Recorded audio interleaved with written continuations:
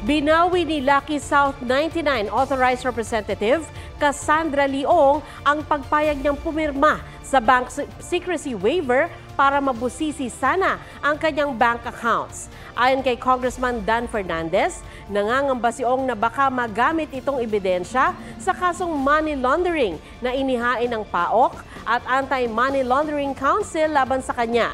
Tinanggihan din daw ni Ong na isiwalat sa executive session ang impormasyon tungkol sa Pogo. Napaamin naman siya ng mga kongresista tungkol sa inapply niya na lisensya sa PAGCOR para sa Pogo. Naunang itinanggi ni Ong na may nalalaman siya sa operasyon doon ng Pogo.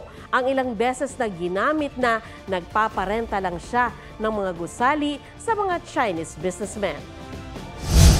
PAGCOR is not giving a license for apartments or buildings. They are giving licenses for Pogo. You applied for a license from PAGCOR to operate what? To operate Pogo po. Yun! For renewal po. Ibig sabihin.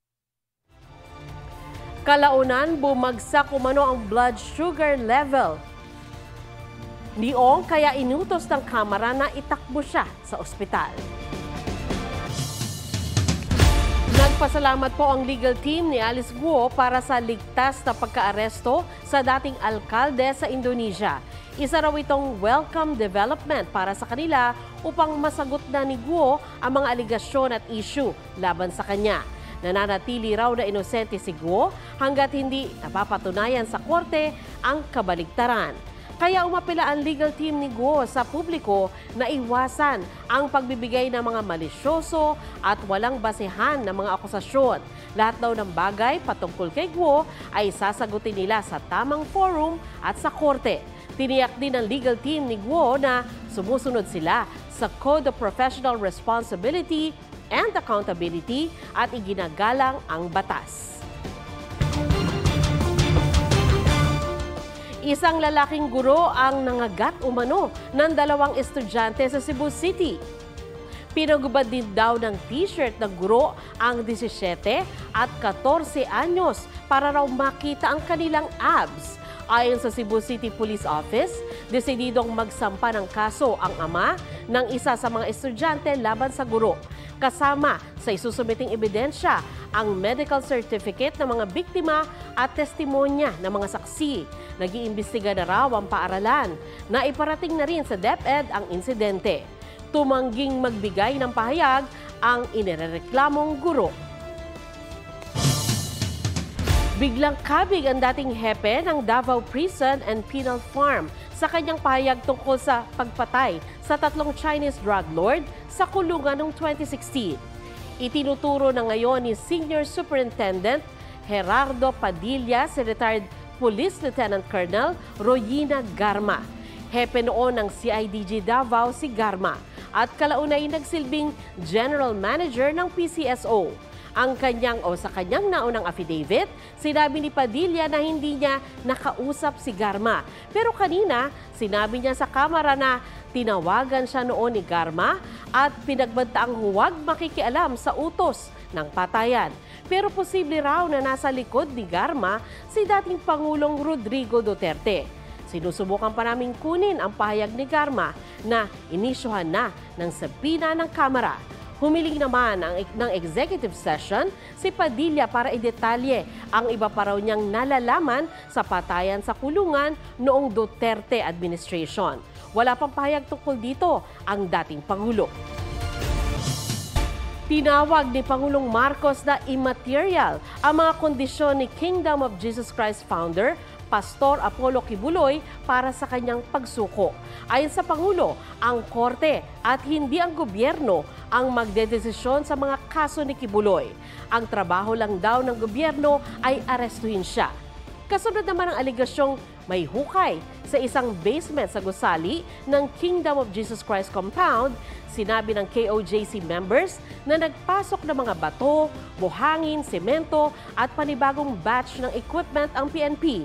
Paliwanag ng PNP, lahat ng dinadala nilang gamit sa compound ay nakatutulong at kailangan para mahanap si Kibuloy at 4 na iba pang kapwa akusado. Pinuna ni Pangulong Marcos ang mga nakakalbong kabundukan na nakita niya sa kanyang aerial inspection sa mga lugar na napinsala ng Bagyong Enteng. Sa Northern at Central Luzon, bumaha at nagkaroon ng mga pagguho ng lupa. May report si Ian Cruz. Mukhang ilog ang bahang tinatawid ng mga residente sa ilang bahagi ng Hermosa, Bataan. Sa isang kalsada hanggang binti ang baha at may bahagi kung saan rumaragasa ang tubig. Hindi na makatawid ang mga sasakyan. Sa Nueva Ecija, may kasama pang fog ang ulan sa Pantabangan matapos bumagsak sa 23 degrees Celsius ang temperatura. Abot binti naman ang baha sa ilang bahagi ng Dagupan, kaya may mga sumasakay na sa balsa. May mga pagguho naman ng lupa sa Calasiao at Sual, Pangasinan. Nangamba naman sa storm surge ang mga taga-Pasukin, Ilocos Norte, lalo na yung mga nakatira malapit sa baybayin. Dahil po sa paglakas ng alon, kasi masisira lahat ng mga dito. Malalakas ang alon doon at mahigit 1 linggo nang di makapalaot ang mga mangingisda. Dumadaing din ang mga magsasaka sa Badok, Ilocos Norte dahil pinadapa ng ulan ang kanilang palayan. Kulang na masyado rito. Nag-aerial inspection ng Pangulo sa ilang lugar na napinsala ng Bagyong Enteng. Everywhere napunta after the storm. Pag nakita mo yung gumuguho, tignan mo lang sa taas. Last year hindi kalbo yan, ngayon kalbo na, kaya nagkalas. Ian Cruz, nagbabalita para sa GMA Integrated News. Nagsalita po si Pangulong Marcos ukol sa pahayag ni Vice President Sara Duterte na pinupolitika siya ng mga mambabatas. Sabi ng Pangulo, walang pamumulitika sa pagbusisi ng Kongreso sa panukalang budget ng Office of the Vice President. Matatandang inalmahan ni Duterte ang pagtatanong ng mga kongresista tungkol sa paggamit ng OVP ng confidential funds. Sabi ng Pangulo, ang budget ng lahat ng ahensya ng gobyerno ay kailangan dumaan sa deliberasyon.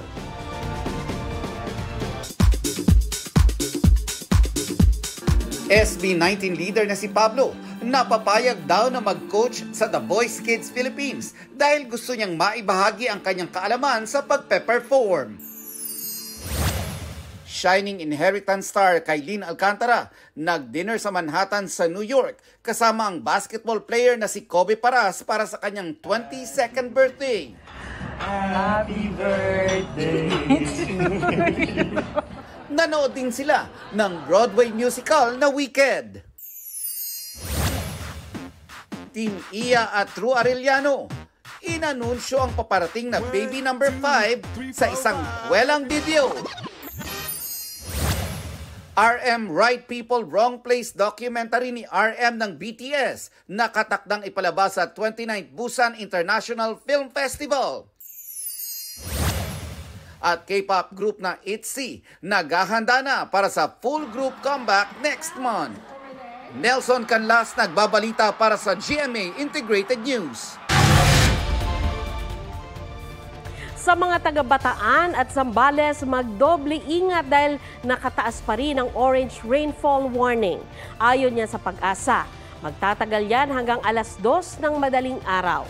Yellow rainfall warning naman ang nakataas sa Metro Manila at Tarlac, Pampanga, Cavite, Batangas, Rizal at ilang bahagi ng Bulacan.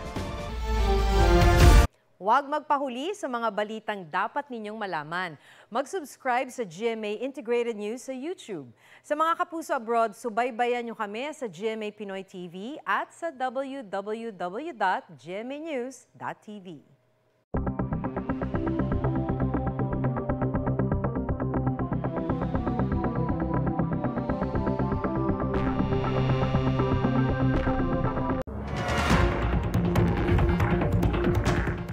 Tulong-tulong ang mga tao sa paghugot sa isang babaeng naipit sa ilalim ng bus na nang-araro ng mga tao sa Dongping County sa China.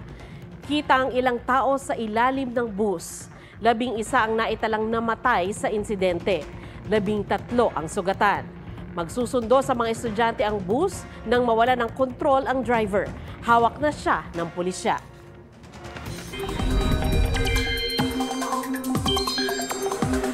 Mga kapuso, nakalabas na po ng Philippine Area of Responsibility ang Bagyong Enteng. Pero patuloy pa rin makakaranas ng mga pag-ulan ang maraming lugar sa bansa bukas dahil sa hanging habagat.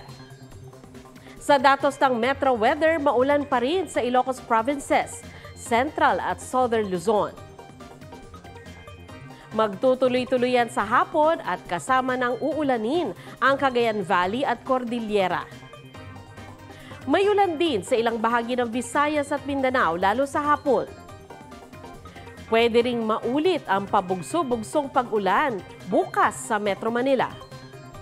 Ayon sa Pag-asa, may mga mamumuong sama ng panahon sa itaas na bahagi ng bansa at mataas ang tsansa na maging bagyo.